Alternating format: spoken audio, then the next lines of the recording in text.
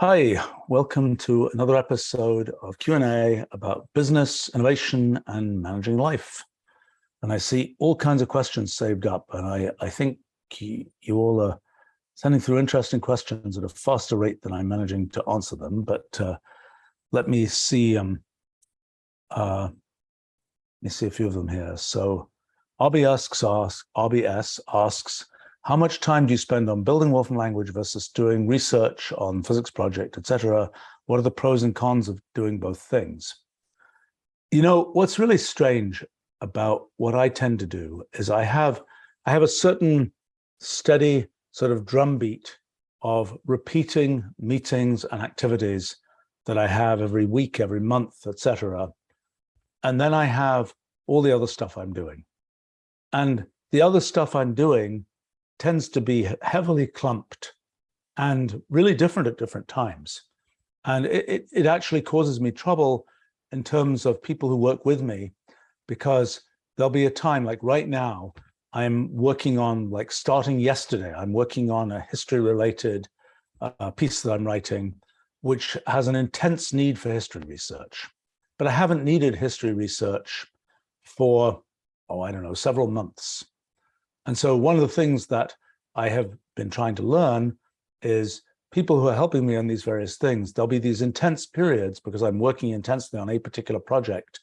And then they kind of have to be doing something different as sort of the day job when, as I am, when it isn't that intense period. And that's sort of just a complicated management and people kind of thing to deal with. But for me personally, I tend to work on projects intensely.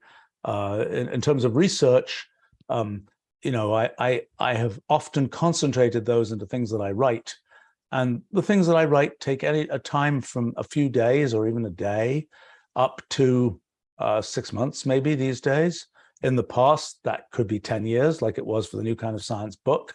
But I'm trying to reduce that because I don't think that's a really great way to use my time. I think it's better to do what I can do in a more modest amount of time, and then you know, do another thing rather than trying to build a bigger tower. I mean, I'm very glad I built the tower that I built with New Kind of Science. It's great. It's I use it every day, but you know, there aren't a lot of 10-year periods that fit in a lifetime.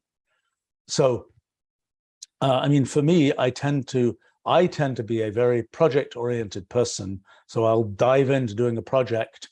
And I will say that in terms of and sometimes those projects are about very technical software development-y. Sometimes those things are kind of basic science. Sometimes those things are things about history and so on. For me, the interplay between all those different activities is fantastic. I mean, the things that, you know, doing technology, it gives me tools that let me do science. Doing the science lets me understand what I want to do in terms of building technology. The history part of it gets me to understand things and gets me to understand sort of how ideas came to be. It gets me to see, like, for example, I've been studying right now history of thermodynamics, and it's a very cautionary tale of lots of things that sort of were, you know, there are things where I'd always believed that. And then I look at what was the history of how people came to believe that. And I realized it's just nonsense. And it came to be believed because of a chain of things that happened that are essentially historical. And they're not about the intellectual content. They're about kind of the social dynamics of the history, so to speak. And I think, so, you know, for me, this sort of collection, different kinds of projects are tremendously synergistic. I don't tend to be in a state where I am intensely doing two projects at the same time. I don't really like that. I don't think it's terribly efficient for me. Other people do that. I mean, occasionally I'll do something where I am, I mean, occasionally I've had multiple intense projects running at the same time, but I would say that's not the majority case. And sometimes there'll be projects that are pretty big, like when we were releasing Wolfram Alpha, that was probably a couple of years where that was my big project, so to speak, and that was the thing that I put intense time into, on top of the kind of steady drumbeat of kind of things that I do in running our company and trying to figure out the strategy and content of our products and things like that. Those are things that sort of happen one thing about those is they are, there's, I don't know, 800 or so other people who are involved in the actual making of those things happen. So even if I sort of didn't show up to my meetings, those things would continue to happen. It's not just on me. Whereas some of the other things I do in things like basic science, well, I'm starting to have more of a team around that right now as well, but with our Wolfram Institute that's launching and things like this. But much of that, I would say, if I stop doing it, it won't get done. Nothing will happen. So it's a slightly different character of project in that regard. But I have to say that the synergy of doing technology, basic science, other kinds of intellectual work, it's just great. I mean, in terms of the things I've been able to achieve, I think I have been able to go, I don't know, 10 times further, more, I don't know, because of this interplay between different kinds of activities. Whereas if I'd been just doing one thing, like just doing technology development, wouldn't have invented a lot of things that I invented in technology because of doing basic science and so on, and vice versa. So I would say it's a wonderful thing if one could do it. For me, it tends to be I'm doing, at any given moment, any given week, there is one kind of thing I'm doing as my intense project, not three things running in parallel. At least that's my way of working. Let's see, Aaron asks here, when working on something new, how do you know if you're making progress? Have you had stretches of time when you were exploring something, but it turned out you weren't making much progress? I tend to be, one of the great things about sort of the tool set that I've built, that obviously lots of other people can use too, with Wolfram Language and so on, is that somehow you're always doing something. I mean, you're always writing a piece of code, it does something, you're making a notebook, it is a piece of output. For me, that's important. I mean, in other fields, like if you're a pure mathematician or something like that, and you're still in the pencil and paper mode, then you can be pondering something for a month, and at the end of it, you have absolutely nothing to show for it. That doesn't tend to happen with sort of Wolfram Language as the medium for thinking about things. You have something, you made a bunch of notebooks, you can go back and refer to them. You scroll through them. Yes, the functions did something. They may not have done something very useful.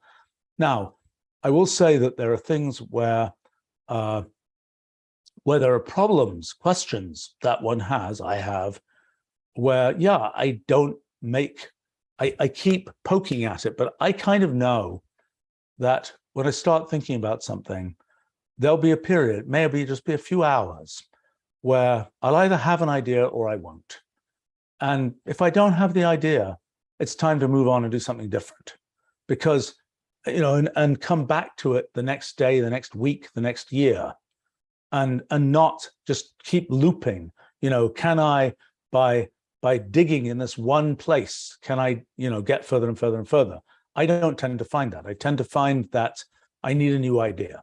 It isn't, and the idea doesn't come because I just dig. The idea comes because I did something different, and I came back to it and I rethought about it again.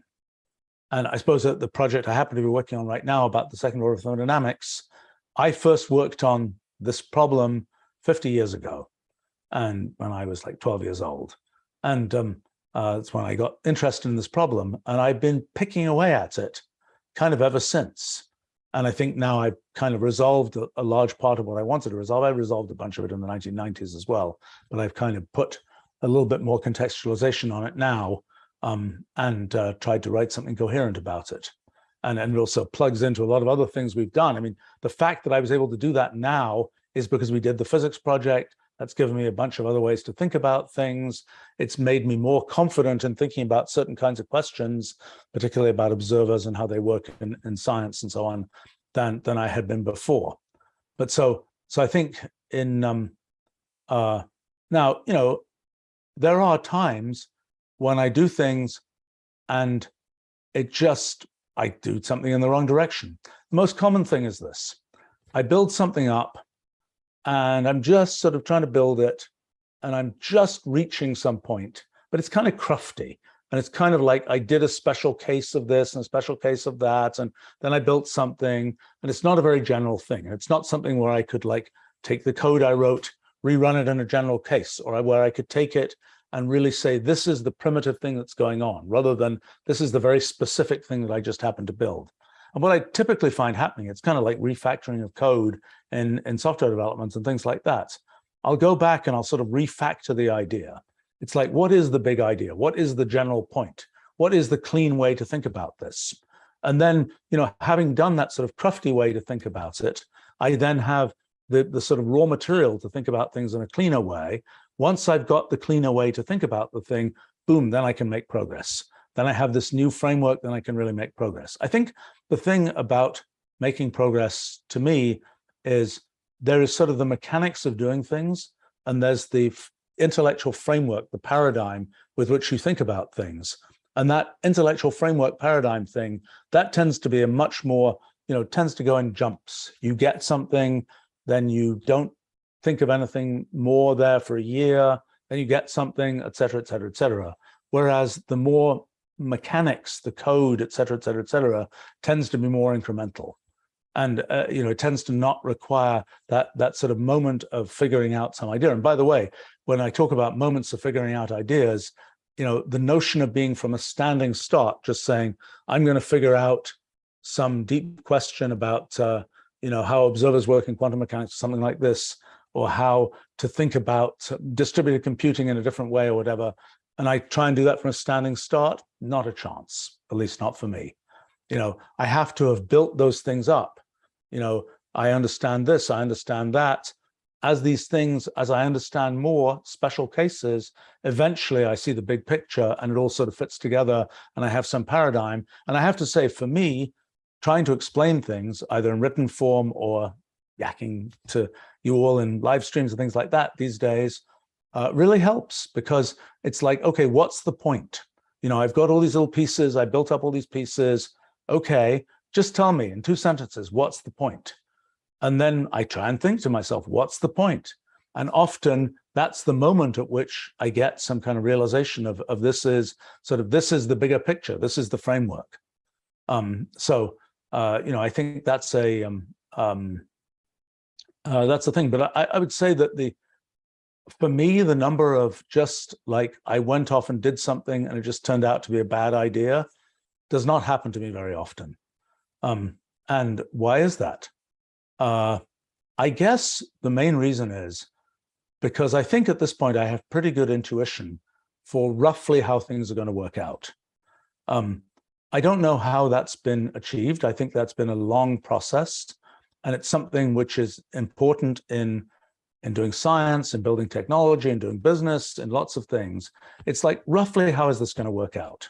I don't know, somebody suggests some deal that has all kinds of tentacles here and there and the other. And, usually at this point, I kind of know at the beginning, this makes sense, this doesn't make sense. Even if it makes sense, it might not happen because of some crazy personal issue somewhere between, somebody is this, that, and the other. But, and that's, by the way, that's one of my least favorite aspects of business, is that even if it makes sense, it might not happen.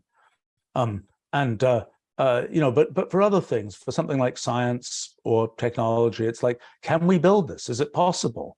Is that going in the right direction? Is that thinking about things in the right way? I guess the more experience you have, the more you're able to get a pretty good guess about how that's going to work. And by the way, the other thing is, when it isn't working, it's like you have to be very realistic about the fact it's not working. I got to change direction. This is not the way it's going to go. Now, some things, like our physics project, for example, I had much lower expectations for that than was reality. I thought we would get a little distance, be able to figure out a certain number of things. As it turned out, we got fantastically further than expected. And as that was happening, there was a certain tendency to sort of hold back on going that further distance, because I wasn't intending to do this. I didn't think this was going to work. But then, you realize it is working. Okay, embrace it and go forward. And, I've seen that a bunch, even in things I've been working on the last few weeks, actually, with thermodynamics. There are things where I kind of have wondered about this for years. And I realized, gosh, we now have the tools. Gosh, we can actually solve this. And then then you have to kind of realize that you can pivot a bit in that direction. Sometimes the other thing happens, and you say, like I had a problem I was working at with our thermodynamics thing again, that involves something to do with graph theory, which I don't know, maybe it isn't that hard a problem, but I don't see how to solve it. I can do very toy cases. I can't do the bigger case. It could be one of these things where if I ask my friends, the graph theorists, they'll say things like, come back in 100 years and maybe we'll know how to do that. I don't really know. But it's something that's not critically important. And I'm just going to, give the toy examples and say, well, the big thing, I don't really know how it works yet. But I could also spend a lot of time there picking away at that and trying to make that work. And just deciding that for the big picture, the big strategy of what I'm trying to achieve, it's not that important to drill in that direction. So a few thoughts on that. Oh, there's another question about projects, about project flow from Martino. How do you choose whether to throw a project in the trash or not? Sometimes you invest so much of yourself in something that it feels impossible to do so. I've thrown very few projects in the trash in my life, thankfully. And usually the reason for that is that, yes, I might not have, I have decent intuition, I think, about whether a project is going to work and how hard it's going to be. But, things happen in the world, or you're wrong about that intuition. And sometimes you have to kind of pivot in what the project is. And I think I've always managed to find a continuity between what I started doing and what it ended up being. I'll give you an example from science. I only really realized that the historical aspect of this very recently, embarrassingly recently. In the 1980s, I worked on the problem of what do simple programs typically do? Write down a very tiny program, half a line of code or something. What does it do? Well, it turns out the big discovery I made is very simple programs can do very complicated things. Wasn't obvious that would be the case, kind of violates one's usual intuition. It's a surprise. At that time, a bunch of very good mathematicians started working on the kind of these cellular automata and other simple programs I was interested in. They tried to prove things mathematically about them. And they had a really hard time. They couldn't make anything work. And pretty much their response was, we can't make anything work, we're out of here. Nothing to do here. Let's just move on, okay? My response, and I kind of only really realized with clarity what had happened very recently, maybe decades later, is my response was the very fact that you can't make progress is itself super interesting. And that became this whole idea of computational irreducibility, principle of computational equivalence. A giant tower of ideas is built on that point, which to one person, to the mathematician working on it, is like, oh, I can't make progress, we're stuck. My picture ends with, I can't make progress as a mathematician. What I was fortunate enough to manage to do was to have a bigger picture that says, what is the significance of the fact you can't make progress? Oh, that's a really important thing in its own right. And from that idea, you can build a lot of other things. And so, sometimes that is what happens with projects, that, something happened and, I suppose it's a turning lemons into lemonade kind of story in that particular thing I just mentioned. But very, very good lemonade came out of that, decades of great lemonade. And it's very much still going and very strong. But so I think that's the thing. Now, it's a different story when you have projects that have been delegated to other people. It's, for me, when I'm doing a project, I'm kind of, okay, if the car is driving in the wrong direction, I can turn the steering wheel. I can. When there are a bunch of other people working on the project, it's more difficult to do that. It's more because there's a flow that doesn't just involve you, and that's and that it can be much harder to turn that. And I think there are cases there where I have had to say, look, with the team we have, we can't get there from here. We just have to give up. It's very rare.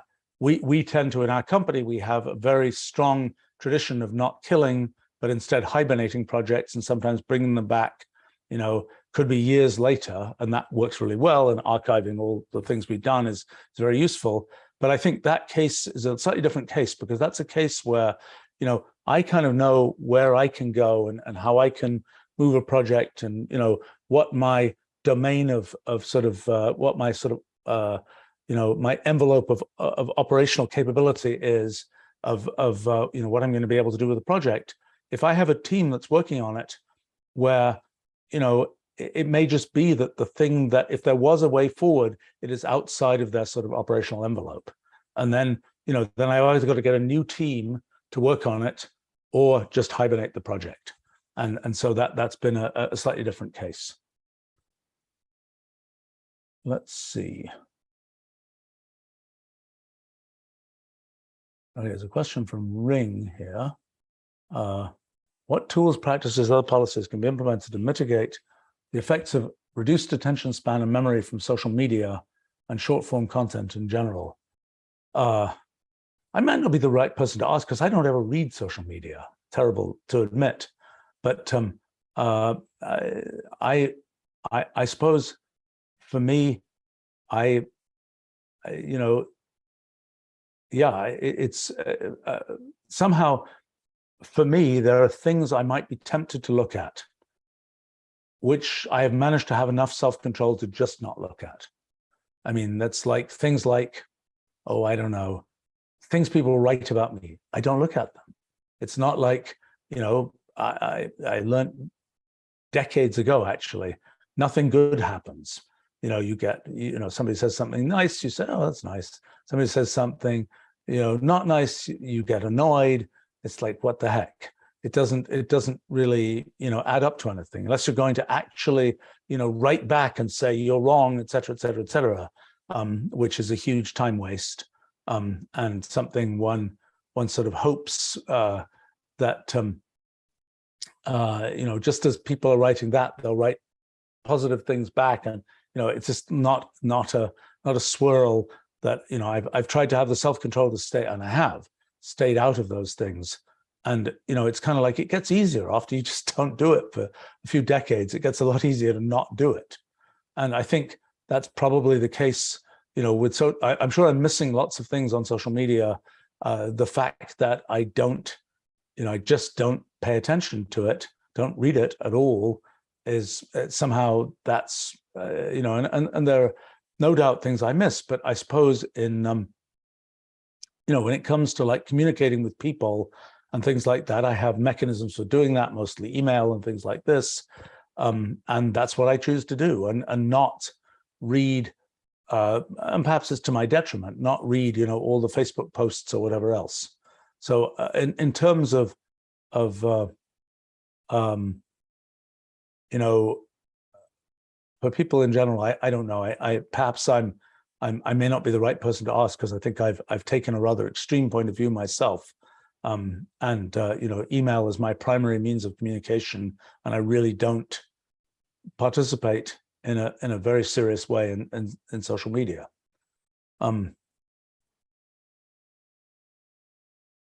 Let's see. Look down here. Nick is asking, when you code, do you apply a test-driven design approach, or do you enjoy the more exploratory approach? So, I mostly do research and exploratory programming myself, for which the, which is not as structured as production programming. So in our company, we absolutely have all kinds of continuous integration, test-driven, et cetera, stuff, particularly in the big, deep subsystems that get built. But I personally don't do production programming for those things at this point. I'm sort of a little bit horrified that code I wrote like 35 years ago is still in the system in a bunch of places, at least last I knew it was. In deep inside, some of the pattern matching code and so on of Wolfram Language, but I haven't done production programming in more than 30 years now. So what I tend to do tends to be much more the, can I get it to work? Now, the whole question of, is it working right? when you're doing research, obviously it's important. Is it working right? I would say that there are a couple of meaning. Okay, so in doing research, the is it working right? Is it getting the right answer? Am I coming to the right conclusions? When I'm designing features of Wolfram language, the does it work right is a slightly different question. It's, is this an ergonomic kind of thing? Is this a function which I'm actually going to use as a component and it's going to fit into other things? Or is it going to be the case that every time I use it, I'm going to need to reverse the results from it that it gave? Or am I going to need to, use this weird option to do this or that or the other?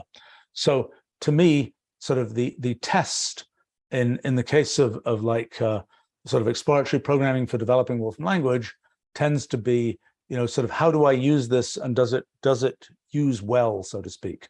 When it comes to research kinds of things, the kinds of testing one is doing is not kind of like I've got a test file. I mean, in Wolfram language, we've got these nice validation test mechanisms and so on, and we've developed over the last 35 years a great sort of software quality assurance, both framework and set of practices, but that's not really relevant to to something that I'm doing where nobody's done anything like that before. Nobody knows the answer. I certainly don't know the answer. I'm just exploring, so to speak.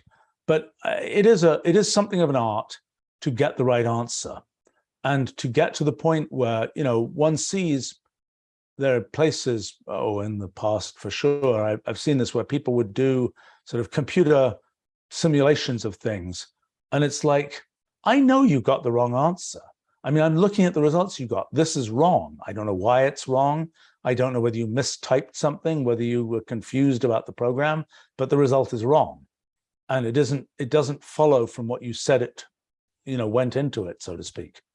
And I think what one has to do is get to the point where that doesn't happen to one. And what I found there is there's a certain kind of robustness of code that, it works for one case. Okay, I'm going to blast it with a whole bunch of other cases, partly because I'm interested from a research point of view, what happens in all those other cases, but also because just in terms of making sure the code isn't just, oh, well, it happened to work in that one case, but for completely the wrong reasons. It really helps, blasting it with the sort of the broader thing that you want to study, or the broader sort of context is very helpful in seeing, did you actually get the right answer? Or did it just, manage to navigate its way through in this one case and it isn't really the right answer? I also find in doing research programming that an important thing, actually this is true in other kinds of programming as well, is push it until it breaks and then understand what happened when it broke. That is, I see people, I just actually saw this very morning, of some calculation related to something I'm doing, where the big case works just fine. I want to know, how does it break down when we look at the tiny, tiny, tiny, tiny case? Eventually it's going to fail. Eventually it's not going to produce that nice exponential distribution or whatever it is. Eventually it's going to do something weirder. What does it do when it gets weird? Because that's the way that I understand what it's doing when it's doing the right thing, so to speak. And so that's another feature of sort of research programming. Another thing I should say about research programming is you've got to visualize things.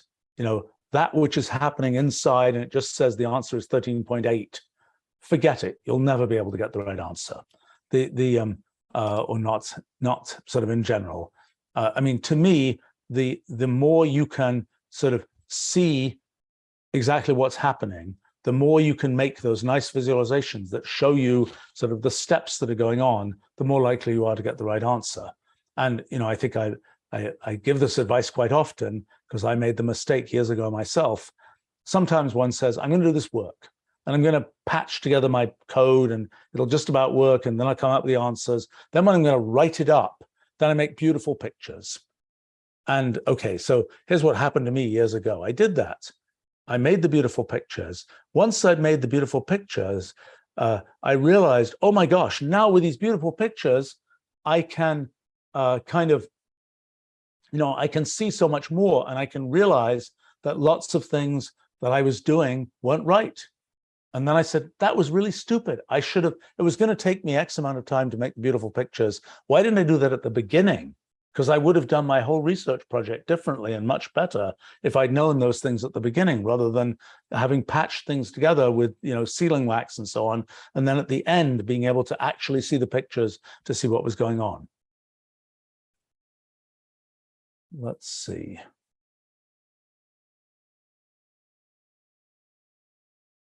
Gosh, so many questions here. There's one here, okay, from Satoshi asking, this should be easy to answer, okay? It's always, I always pause when there's a question that gets asked where I say, that it's an easy question to answer. Those are usually the ones where I trip up the worst. But this question was, what's a day in the life of Stephen Wolfram look like these days?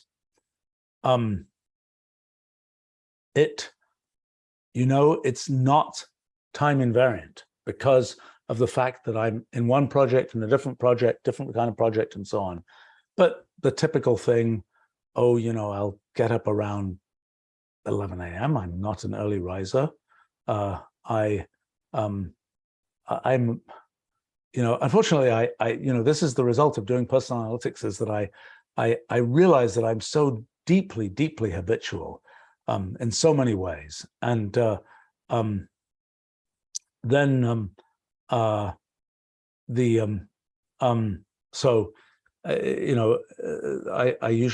I get up, I get a very simple and always the same breakfast, which I eat in front of my computer while I'm reading email. And I found that by that time of the morning, I will have accumulated a decent amount of email, and I'll usually be able to get through it during the approximately 20 minutes it takes me to sort of eat my breakfast while reading email type thing.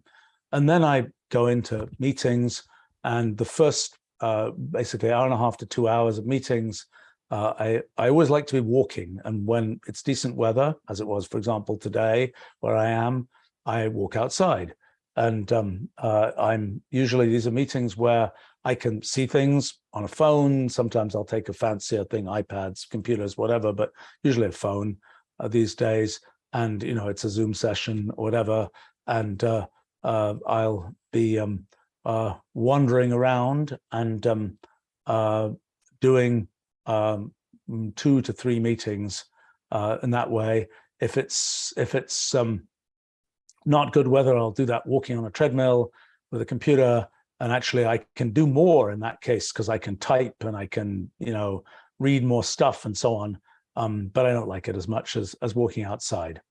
And then it's usually most of the day is spent on a variety of meetings, some of which I live stream, some of which not, that are usually about product design is the most common, biggest thing. Sometimes project status kinds of things. There'll be some monthly meeting, or today was a one monthly meeting about status of Wolfram Alpha. And there'll be monthly meetings, there'll be weekly meetings, there'll be quarterly meetings about different kinds of things. I find that the one thing that's good after, I suppose, many years of practice is I get in these meetings and it's just like, okay, now we're doing this. I'm going to start talking about that. I'm going to start thinking about that. I can switch pretty well into those things. Then it takes me to usually about 6 to 6:30. And then I will sort of eat dinner with whatever family members are around. And then if they're reading their email, I'll read my email too, but usually not. And then I start working again at 8:30 p.m. And sometimes I will have meetings then. I prefer to work on my own then. And then I do that through about 2:30 a.m. And that's the pattern usually. And I find I'm fortunate enough that in the perhaps because I have a very habitual life, I don't get tired usually until very close to when I'm my closing time, so to speak. And I try very hard to finish a complete lump of stuff before I, finish for the night. I found that I do better, even if I'm a little tired when I'm finishing it. It's better to do that than it is to stop and have to try to restart, because I find it really hard to restart, and usually the results are not as good as what I would get when I'm on the roll trying to do things, so to speak. And I'll find that there are some things that I tend to accumulate these tasks that I say I can do that even when I'm tired or even when whatever, and they sometimes have to wait for a long time. But that's the typical day. I mean, sometimes I will, when I do outside things and go places, which last couple of years have been reduced in terms of going places. I was planning to reduce the number of places I went to even in 2019 before there was a pandemic to make it less weird that I was reducing that. At other times I'll typically go to various events. I live near Boston, so I chose to live here partly because that's where sort of if we pick sort of where are there more intellectual event type things going on than elsewhere, probably this is the winner in the world. But I think I do that actually more rarely than I might, and it's probably decreasing over time. I find when I go on trips, which I do occasionally, although I expect to do that less, I find that there are very few tasks that I can successfully do. I tend to optimize things by doing some trip to place X, and I will really schedule myself from morning to night with lots of things that I'm trying to do. I don't find it works very well to be sort of, oh yeah, well, I'll just do things in the mornings or something, and then the rest of the day I'll go back to my ordinary work. That doesn't tend to work. I mean, a few times I've had situations where there's been a collision of something, a project that had a deadline or a thing I'm writing or whatever else, which collided with a big trip I was doing, and that's a big mess. I mean, usually somehow one manages to find the time, but it's a big mess, and not to be preferred. So so that's sounds very boring actually, but it isn't. It's lots of fun. I get to do, somehow the framework of my life in terms of what do I eat for breakfast or whatever. I don't have to think about that because it's the same every day. And in terms of what I've also found that I really get used to this certain rhythm, and I'm used to the fact that at this point I'm going to be doing these kinds of meetings with people and so on. At this point I'm going to be working on my own, those kinds of things. I mean, the challenge is always in terms of doing things on one's own. The challenge for me is when I'm about to start something, I am much more enthusiastic when the thing I'm about to start is a little bit fresh. So, I'm writing something, I get to a new section. It's like, I'm going to freshly start this. The part where it's like, where I'm just sort of plugging in, filling into something else, that part, I have a much harder time kind of getting, enthused as I sit down to do it. I don't know, perhaps I guess the other thing that happens is, in most of the things I do, there's kind of like, there's a creative part and there's a kind of cleaning up part. So, a typical thing I'll write, I'll write some piece, I'll have to add links to it, I'll have to, work with other people cleaning up pictures and so on. I'll, if, in books I do, there'll be this moment when I'm writing the index and so on. It's not really a delegatable task because it really relies on, understanding the significance of different pieces of content and so on. These are things which they are I always like to imagine that they are a zero time activity, but they're not. And there's a certain, for me, those things are very procedural. I kind of know I can get them done. I also know it's a certain amount of work to do them. In a perfect world, I try and arrange those things for the times when I'm sort of procrastinating, doing some more creative thing and can't get started with it. Do this procedural thing. And that always, email is always my sort of backup thing, because I'm always, I get, thanks to the world, I suppose I get, an awful lot of email. we try to fit it into kind of buckets where it's kind of like, these are things where, we've got a solution for that, come to the summer school, ask that question on a live stream I'm doing, these kinds of things. Those are sort of definite buckets of things, but somehow it's a remarkable thing that there always are questions and emails that don't fit into any bucket, and they're different, and they are often interesting, and often it's really a choice of, do you try and respond to this and potentially sow some seed that may turn into something very interesting, or not? And I think, my tendency has been, I try to respond, but sometimes it takes a while. And that's what tends to happen in my email queue is there'll be the frothy stuff that comes in every day, 500, 600 pieces every day. There's a lot of internal stuff from the company, reports, questions, et cetera, et cetera, et cetera. That's, I consider, frothy, and I can pretty quickly get through that. These days there isn't much spam, but if there was spam, it would be thrilling because I could just like delete, delete, delete. Now my own decision is if it's a piece of phishing mail, we have an internal mailing list for phishing mail, because I got us to start, as a piece of kind of internal computer security stuff, a Fish of the Month club, in which somebody gets an award. I don't exactly know what the award is, for sending in the most interesting piece of phishing mail that they got in the course of the month.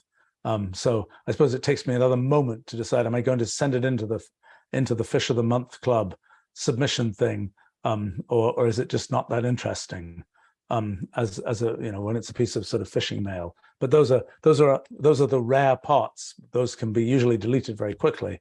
But then there's the then what happens is there are things which take different amounts of time, and I end up with what I usually refer to as impacted email that goes back a long time. I mean, it goes back probably 5 years, maybe, is the earliest sort of mail that hasn't been responded to at all. It's terrible that it goes that long, but sometimes, it's a complicated question somebody's asking. I kind of know the answer, but it's going to take some time to think it through. It's kind of like, maybe I have a suggestion, maybe I don't. It's complicated. I mean, I will say that the thing that I'm actually trying to tighten up right now is the following thing, that sometimes a piece of mail will await it, I don't know, a few weeks, a month, whatever, and it's a reasonable thing, and I've got a reasonable response, but it's going to take me 10 minutes to write the response. And sometimes what happens is I will write the response. I'm like, yeah, I really responded to this, and that was probably helpful, but then I get nothing back. And then I'm like, why did I do this? This was silly. I wasted my time. How can I tell whether this was worth the response or not? And so we're trying to have a better system for sort of tying those things back to try to understand what works, what doesn't, or even quite simply, I give a response and, the person never got it. And it's like, well, that's a simple thing. We can just ping that and so on. I mean, it goes along with other things I've tried to do. Like, for example, my whole issue about traveling and should I travel, should I not? One of the things I've done I write trip reports for myself for every piece of travel I ever do. And that's super useful in terms of remembering things, being able to search for things, being able to remember names of people I've met, things like this. But it also has another effect, which is I can go back and look and I say, oh, I did this trip 5 years ago, went to this event. Okay, what happened from that event? I talked to all these people. There's all these business opportunities. There were all these things about whatever. What happened? Let's go look. Let's go look in the CRM system or whatever. What actually happened? Oh, nothing. It's like, okay, well, that was a big waste of time. And, and I think that's a thing that's very useful, is being able to go back and look. Sometimes it takes a while because, there may be a thing like I noticed there's a thing that's, some very interesting business thing that's happening that probably is going to happen soon that was initiated by some meeting that I had 4 years ago. and because I was traveling to somewhere, et cetera, et cetera, et cetera. So it's it's a long gestation period, and things can happen. And it's not uncommon for me to run into things where people say, "Oh yeah, I interacted with you 20 years ago about this, and blah blah blah," and it's something good, and that's that's really nice, but it means that you have to do this kind of somewhat long-term follow-up to find out what was worthwhile and what wasn't. And I suppose one of the things that's confusing for me is that, sometimes things end up being worthwhile, but the gestation period is really long and it's very invisible. It's kind of like when you do, web analytics and you're saying, did that click lead to somebody buying something? Well, it's hard enough to tie that in a single web session. When you're trying to tie it for 5 years, you don't get to do that in that kind of way. Let's see. Nick is asking, with that much email, how do you bucket your email? Have you been running it through rules engines? Yeah. We some of those things happen. The way that I would say internal email, one of the important things is having standardized mechanisms for pieces of email, like monthly reports about things, making sure their formats are decently optimized so that I can just, click it, look down it, get a sense of what I need to know and move on. And the thing that is difficult, I have to say, there have been people who've been working at the company for 30 years. They've been writing monthly reports. They're often pretty interesting, and I'll read them. But the thing that's that is nice, but sort of amusing, is that these are people where I know the form of their monthly report. It's been the same in 25 years. And that's helpful because it means that I can kind of scan it quickly. I have to say I'm thinking of one person in particular who's been at the company, must be, more than 25 years now.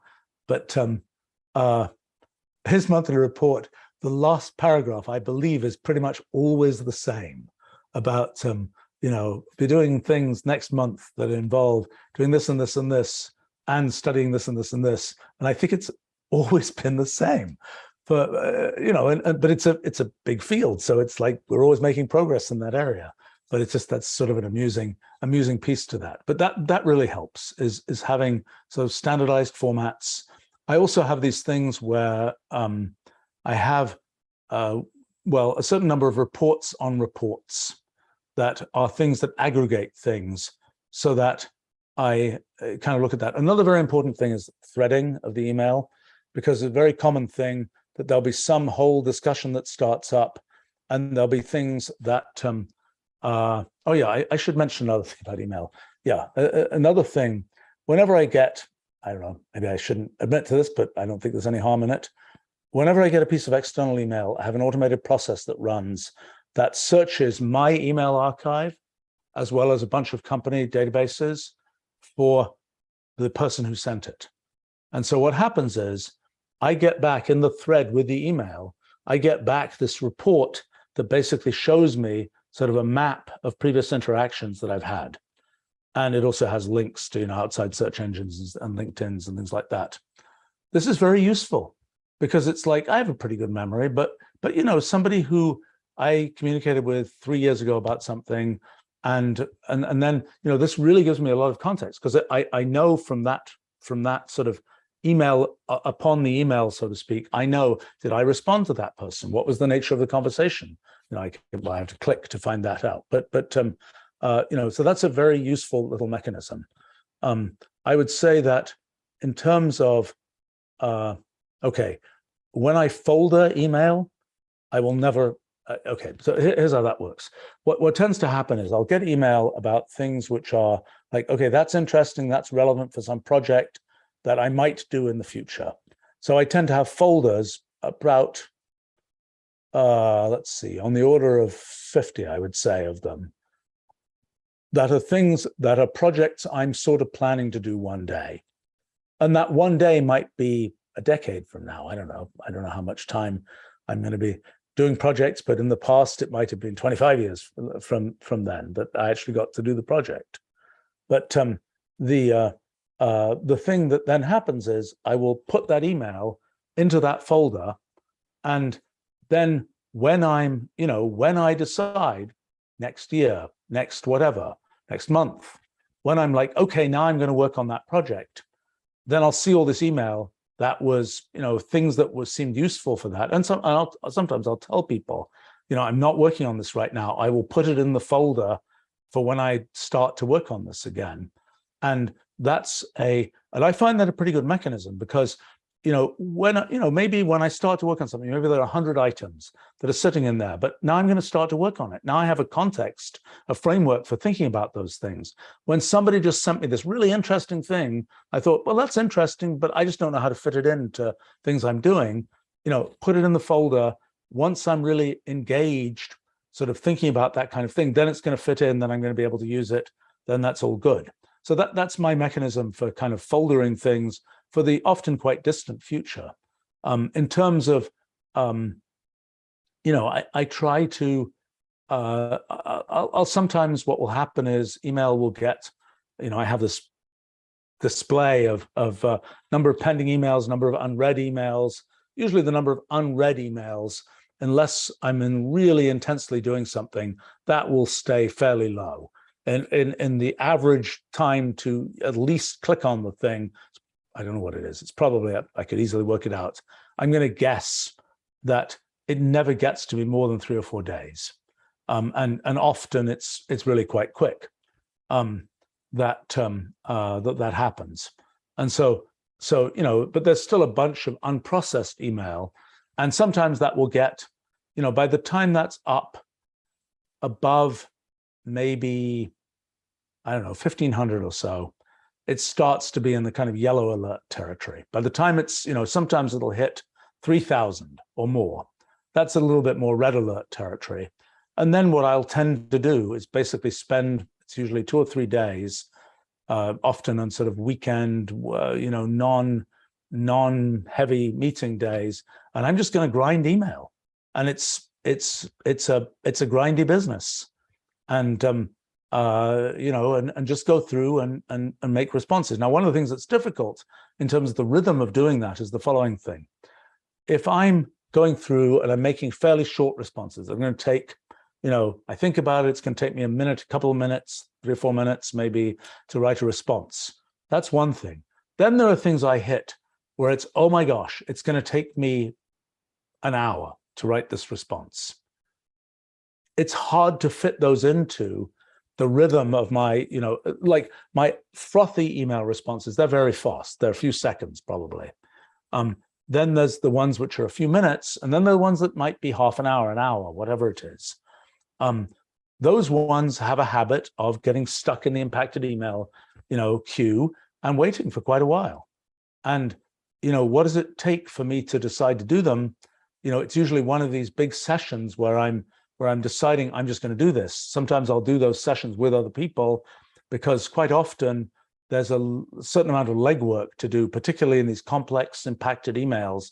It's like you got to go find a bunch of information, you got to go figure out a bunch of things, and that's going to inform what the answer is. And sometimes it required legwork to be done in advance and go find out this or that before I can even start to think about making a response. So anyway, that's some little bit there. Let's see. Philip asks, why do so many companies prove such easy targets for hackers? Is robust security really so hard? I mean, my impression is that the pure computer security aspects of things are easier than the human security aspects of things most of the time. I mean, people can make mistakes and be sloppy and not pay enough attention and kind of have, but I think the purely technical aspects are easier than the human aspects. I mean, the issue of somebody got a phishing mail and they got phished, that's, some piece of social engineering and so on, that seems to be a much weaker link than the technical stuff most of the time. And I think that's it's an arms race to some extent, as the technical side is, but that one too, of, look, a lot of phishing mail, it's got spelling, for a long time, it was like sloppily put together. Increasingly, it isn't so sloppy. It looks somewhat convincing. You have to actually think for a moment to realize that no, this couldn't possibly be a real thing. Or, one thing that helps, at least for me, is that most of what I get is very standardized. Most of the, I'll get reports from my company, I'll get things where it's, it's very structured. And when I get something which is like, oh yeah, your, Microsoft inbox is full, click here to do this. It's like, well, I never get those. I don't have a Microsoft inbox, it's not really, it's never going to get me, because my life is sort of standardized enough that, and I think probably the reason, okay, one thing, I, for example, tend to be I believe I can understand anything. So if I get a piece of email and I don't understand it, I'm suspicious. And I think that many people are not as confident as that. They're like, oh, I don't understand it, it must be sensible. Whereas for me, the default, I'm sorry, it's terribly arrogant, I suppose, but for me, the default is if I don't understand it, it probably isn't sensible. And that probably helps. And I know, I haven't really followed the details in our company, but we have all kinds of, we do all kinds of tests for phishing and things like this. And it's, I don't, and that, but I think, as I say, I think the issue is the human issue. And I think it can often be these things where, yeah, you can put a certain amount of technical infrastructure around sort of phishing kinds of things, but in the end, it's a human problem because, and I think, my guess is one of the dynamics that is difficult is people saying, I don't understand this, so it must be okay, which is a matter of lack of confidence in their own ability to understand things. And I suspect that's one of the weak links. Let's see. RBS is asking, any future interviews of public physicists, mathematicians, etc. I hope so, particularly a few older ones. I have fun doing those things. It's some, I have to say, in doing live streams like this one, the good feature of this live stream is it requires no preparation, because you guys are going to ask all kinds of questions. I have no idea what they are.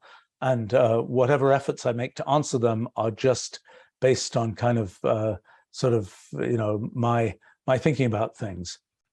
When I do interviews with people, it does take some preparation to do a good interview. And even with people I know fairly well. And I really need a better rhythm for doing that. And yes, I like doing these things. I think they're really quite interesting.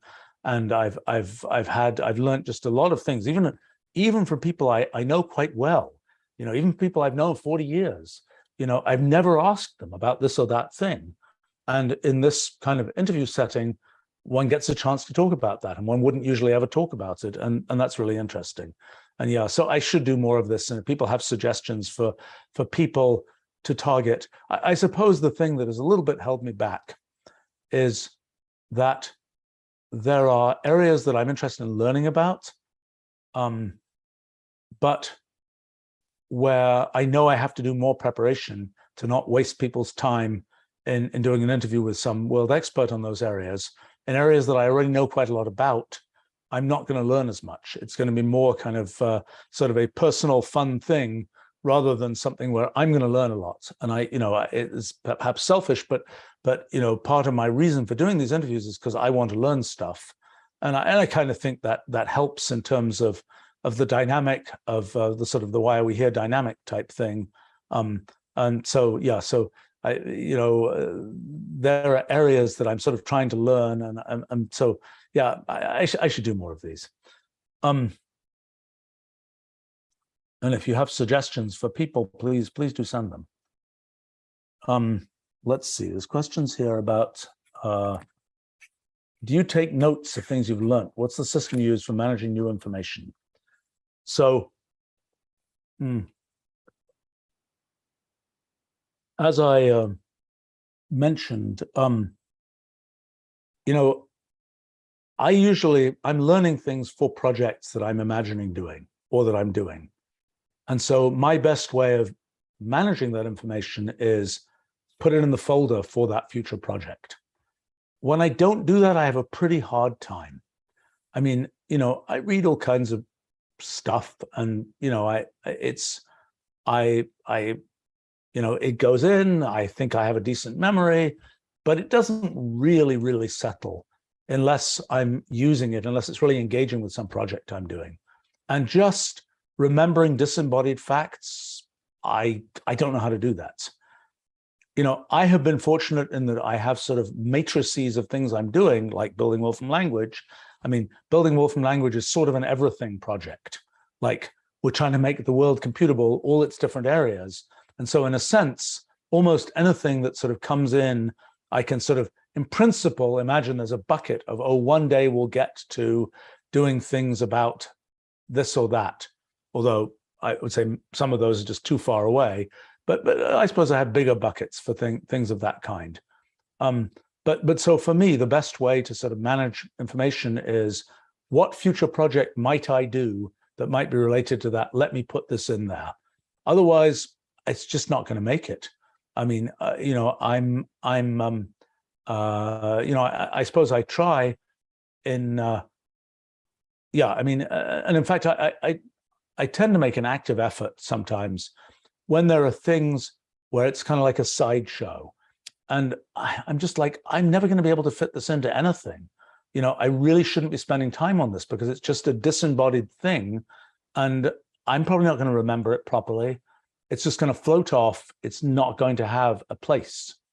I mean, sometimes, and I just started actually something that was, I haven't really been, a few weeks ago, I started posting on Instagram random pictures that I generate in the process of doing research. I'm probably going to start doing that again in a few days. And also I was thinking of posting random things that I find in doing historical research, just sort of posting them on Instagram. Now, I don't really know what it's going to do for me, other than it's a place where I can just put things, and other people might find it fun, and other people might have comments on the things. It's just a place where I can look to remember sort of things I've done, because otherwise just sort of, oh, I learnt that thing,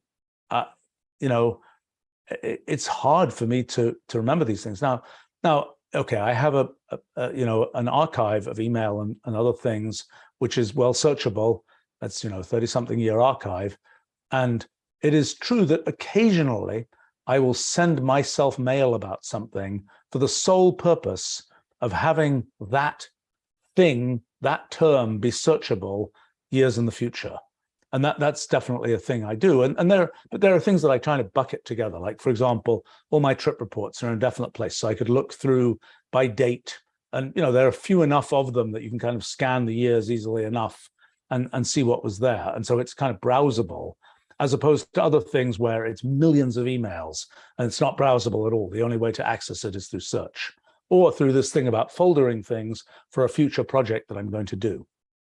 And I think that, in a sense, in the foldering for the future, I have about, I don't know what it is now, 8,000, 9,000, 10,000 books.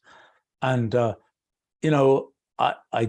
I started buying new books again. My wife decided we could, we had only a large but limited space for books. And I think we managed to figure out a way to have even more space. So I've been in the position where I can buy books again and sometimes I'll buy a book kind of knowing it's going to go in a certain area on my shelves. And when I browse that area again, then I'll notice this book. Not terribly efficient, a little bit like my foldering of projects, but something where, there are a limited number. It's whatever it is, 9,000 books or something, which are out on shelves. And, I'll look at these shelves from time to time and I'll be reminded of these books. And occasionally I'll pull down a book just because, hey, I'm curious and I'm going to look at it right then. And that's a useful dynamic for me.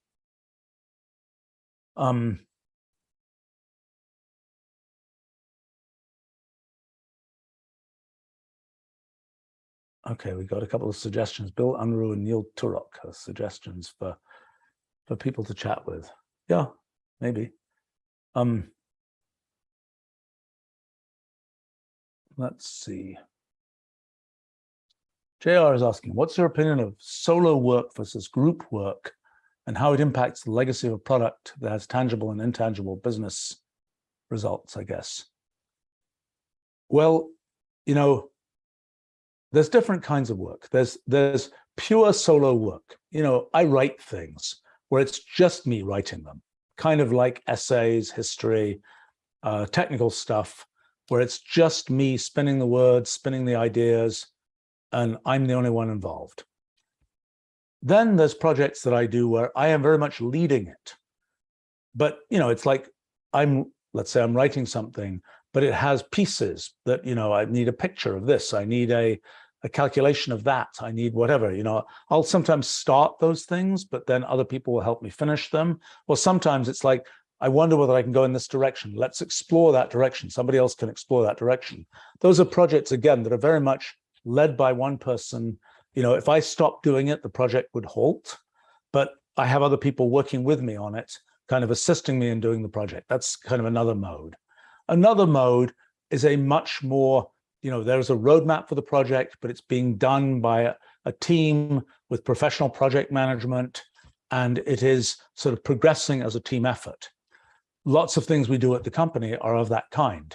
I would like to think there aren't very many where one person, you know, just says, oh, I'm stopping doing this now, that the thing would grind to a halt. It's a team effort, and it's sort of progressing forwards like that.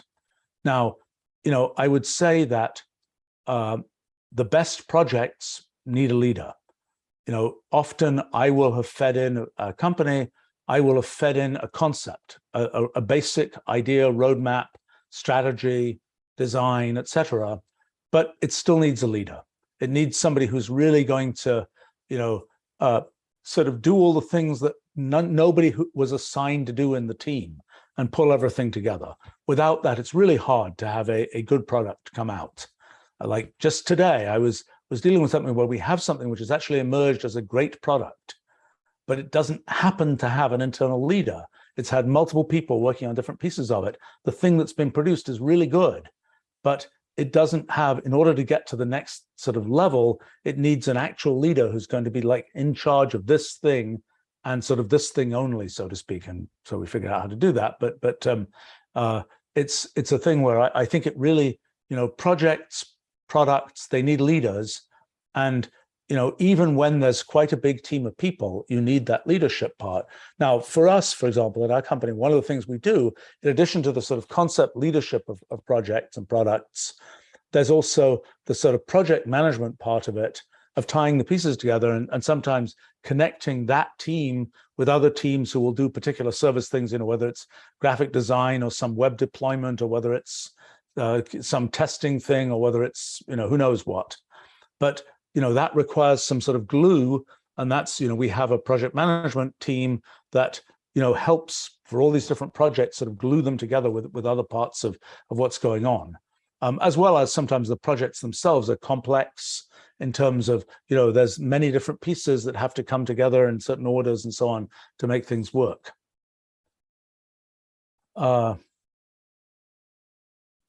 Let's see. A question from Fizz. Visibly twitching, I like that handle. How do you identify great developers? Do you test developers, be that on code or psychometrics, as part of the hiring process, or do you prefer to rely on conversation? You know, I'm unfortunately not usually at the front lines anymore of hiring, but I would say that first point is there are lots of different groups at our company. They have managers. You know, different managers can work with different kinds of people. There are people where somebody will be a flop working with one manager and a great success working with another manager, because these different groups have slightly different cultures and slightly different sets of expectations and dynamics and so on. So first of all, tend to leave, you know, a lot of that final sort of hiring stuff to managers, because they're hiring people who they're going to work with, and different people really have different kinds of people they can work with. First point. In terms of what I personally tend to think about, I mean, I would say tests, okay, there are specific kinds of jobs which are often jobs that nobody's ever done before, where tests are really useful. Example from years ago, linguistic curation. You know, you've got to know you're making up kind of algorithmic fragments for Wolfram Alpha for natural language understanding. Who does that well? Nobody knows who does that well. That's a you know, nobody had, that wasn't a job before that. So when we did that, we did make up tests because we had no idea. And what we found was that there were people who did really well, and there were people who are highly educated in, let's say, computational linguistics, who did horribly. And the people who did really well, sometimes are like, oh, that's kind of interesting. I didn't know that was a thing. I didn't know I was good at that, you know, and then we're off and running. That's a case where a test is useful. I mean, for example, the thing we're doing right now, which is this is about bug fixing. And, you know, usually it's been developers fix their code, but I'm going to try an experiment where we have a team that is basically problem solvers, sort of jungle exploring, problem solving bug fixers, where they're going to go into bugs that have been there for, you know, reported 15 years ago. It's like not that important, but it would be nice to fix. And the code, oh, nobody's working on that code anymore. It's kind of in the jungle somewhere. And my theory is people, we'll see, I mean, this is a sort of open thing that we're recruiting for. You know, it's like maybe people who, you know, won math competitions and things, maybe they'll be good at this. I don't know. You know, I thought maybe when we were doing linguistic curation, maybe poets would be good at that. Maybe computational linguistics people will be good at that. Turned out it was much more random than that. But in this thing about, you know, can you jump into an alien piece of code and figure out what's going on and figure out what's wrong? I don't know what kind of a skill that is, and that's probably something for which we will invent some tests to figure out, you know, who's good at that and who's not. Maybe there'll be people who say, I've done that, I've done something like that. But my guess is the people we'll find will not have done that task before. And they will have done something which in some bizarre way maps into that task, but it isn't that task. And you know, there are these tasks, as I say, where people don't even know. It's not a thing. You don't get, you know, there's no, maybe there is now, but there certainly wasn't you know, classes about linguistic curation where somebody could say, I got an A in my class about linguistic curation. That isn't a thing. So the only way you can tell with these sort of unusual sort of cases is to test things, because people don't even know themselves. You know, you could ask them, are you good at linguistic curation? The person says, I have no idea. You know, I've never tried it. So that's that. In terms of other kinds of jobs, personally, I think tests are horrible. I think they're really a bad idea. I know as one chap who was a manager in a technical group of ours who was came from sort of an educational cultural background that was very test oriented. And so he was like, I'm going to do tests. I'm going to do tests. I said, okay, fine, whatever. I kind of rolled my eyes a bit. And, you know, I did that.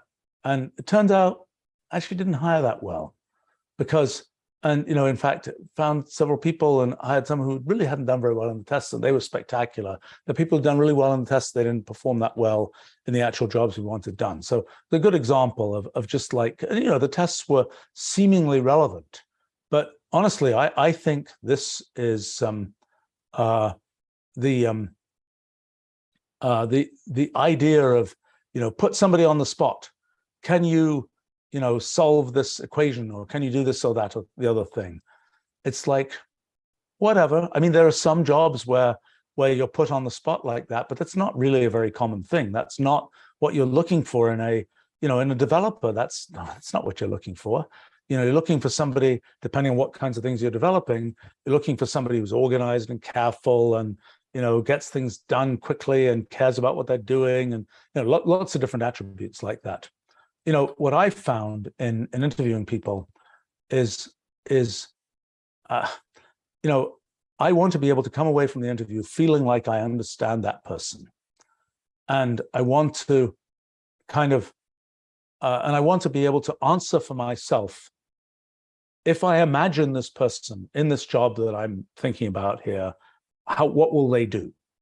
And, you know, what will go right, what will go wrong? Do I know this person well enough to be able to say something about that? If the answer to that is no after a 1-hour interview, I'm typically going to be, no, I don't want to hire this person, because I found that's not a good indicator. And I think what happens in an interview where the basic goal is to get to know somebody, it's kind of like you just talk to them about the stuff they've done, this and that. And what I found is, the more you can be on their territory, where they're talking about, oh, I wrote my thesis about this topic. It's about medieval history. And like, I don't know that much about medieval history, but I'm always interested in learning. So you ask a bunch of questions, you kind of listen to how the answers come out. And you kind of have to listen carefully sometimes. And some of the most interesting things that are said in kind of the interstices of the main thrust of the conversation. And and you ask about, I would say that sort of chatting on the interviewee's territory is much better than saying, I've got a test, come to my, island and take the test type thing. At least that's my experience. And, I think and sometimes people will be, some people will be kind of humble and modest about this or that thing. And you get into talking about their territory and they start talking about stuff and they get very excited and they really, it becomes clear that there's a lot of stuff there. And, other times you'll get these very kind of closed-ended things about, yes, I took a class about that.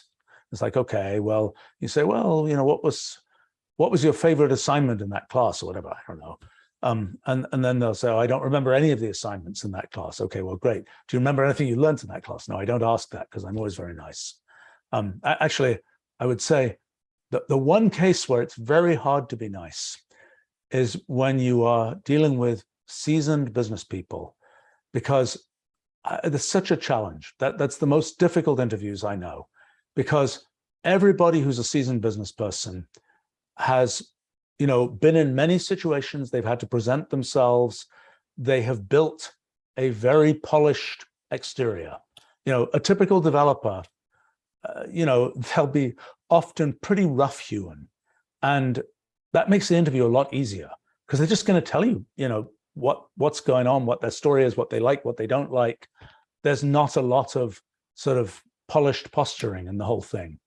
But with somebody who's been a sort of seasoned business person, they've kind of learnt, how to present things, how to do this, that, and the other. And drilling through that is really hard. And if you don't drill through it, you have no idea what you've got. And, because, I suppose it's possible that there are some roles, and maybe I've even seen this, there are roles where you only ever see the polish, where person can work for years and all you're ever going to see is that polished exterior that is, that doesn't really even have to ever get through to the what's really inside type thing. I think that is the minority case, because usually by the time people are really working on stuff and they have to produce things and so on, it does sort of fall through to what's really there, so to speak, as opposed to what can I say, how can I posture things and so on. And I found it's really challenging because you can spend, if you are like not asking the difficult sort of awkward kind of pushy drilly questions, it's really easy to just skate through with, oh yeah, it all went great, oh yeah, that company, that job was great, oh yeah, whatever, and you won't learn anything. So that's the one case where it's really challenging. I still have things to learn about how to do those kinds of interviews and not have to be really quite pushy in order to actually learn things in a modest amount of time. But I would say with developers, that's not usually the issue. And I found that, another thing is always with anybody, it's like, show me something you've done, actually show it to me and let me talk to you about it. A piece of code you've written, a piece of text you've written, you don't necessarily read it every word, but it gives you something to talk about. And it gives you something where you can get some sense of quality, attention to detail, whatever else. Anyway, a few thoughts there. I think I should go in a moment here. Maybe one more. A question here from Vic asking, any philosophy book or article you would recommend reading? Philosophy is really hard reading, for me at least. The one thing I would say about intellectually complex things and reading about them is go back to the source. It is so often the case that you read the secondary material and it got very elaborate. It got very, it's not always the case. There's sometimes that people write wonderful sort of expositions, but often, particularly when it textbooks up, it often is getting very ornate and elaborate. And people are like, even the most outrageous thing for me is things that I invented, in science or whatever else. And then they're in textbooks. And I look at the treatment in textbooks and I'm like, oh my gosh, this is so complicated. I can't even understand it myself. Like, why are they saying all these complicated things? There's a very direct, simple thing you can say, which, by the way, I said when I first wrote about this topic. So, what I found is that, going back to the original source is often a win. Not always. With philosophy, that can be horrifying, because there are things where it's like the sentence is a page long, it's like incomprehensible, it's translated, it's like you don't really know what you've got. It's in, it's from centuries ago and the language is different and so on and so on and so on. But more often than not, going back to the source is really a win. I would say that I saw that very recently. I've been working on thermodynamics, as I mentioned, and there were things where I was really, I don't really understand this, and I've read textbooks and for years, and it's like, then I go back to James Clerk Maxwell's book on the theory of heat, or Ludwig Boltzmann's original papers on thermodynamics, and it's like, oh my gosh, this is really clear. I understand this now. And there was a century and a half of textbookery that went on top of that actually made it harder to understand. It doesn't always work that way. Sometimes, particularly in more technical areas, the notation gets in the way. There was an antiquated notation. If you try and read Newton's Principia, for example, that's hard going because it's couched in geometrical terms that aren't particularly familiar, et cetera, et cetera, et cetera. So it's not such a good thing. In terms of philosophy, I don't know. I've written a certain amount about philosophical kinds of things. You can find it on my writings website. I've been meaning to go back and try and connect some of the philosophical things that are coming out of our physics project with kind of traditional historical philosophy. This is a project I haven't yet gotten to. I'm hoping to do it at some point, and then I might have a more informed opinion about really what you should read. Because to me, if I read, people tell me, a lot of stuff I've done is related to things Immanuel Kant did. And yes, I tried reading the source there. It's pretty hard going. It's and I even tried reading commentators. They're pretty hard going too. And I think it's once I know what I'm looking for, like I'm trying to say, I've got these things and I want to fit them into the things I'm thinking about, then I have a better chance to actually be able to read and understand that philosophy. But when I'm just trying to let the philosophy sort of wash over me and some of it soak in, I personally find that really difficult. I don't have a great way to do that. So don't have good recommendations along those lines. I have to say, I've liked these very sort of elementary books about, almost the picture book of philosophers type thing that sort of tries to give the capsule summaries of a bunch of philosophical ideas. Sometimes I found those useful just because, given the capsule summary, there's enough ambient knowledge that one has from general culture and from other things that it's like, well, for the things I want, I can kind of fill it in from the capsule summary. I don't necessarily have to read the original arguments and so on. But anyway, just a few thoughts about that. All right, I think I have to wrap up here, and it looks like I have another live stream related to my day job coming up in just a few minutes here. But thanks for joining me, and I'll continue, I think, in another 2 weeks, another one of these sessions. And sorry for the questions I didn't get to here. I'll try and get to them another time. Thanks very much. Bye for now.